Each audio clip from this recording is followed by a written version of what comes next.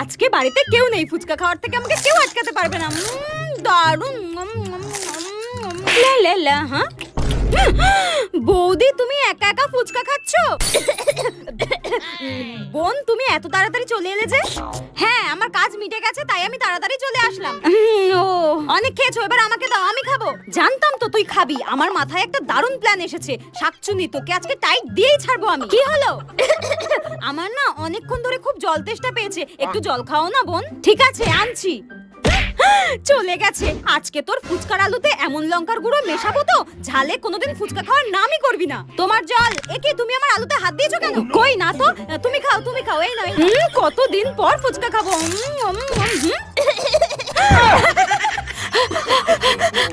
আর কোনোদিন খাবি? ঠিক হয়েছে, ঠিক হয়েছে। বৌদি, তুমি আমার ফুচকাতে ইচ্ছা করে ঝাল মিশিয়েছো, তাই না? ঠিক করেছি। দাঁড়াও, আমি মাকে সব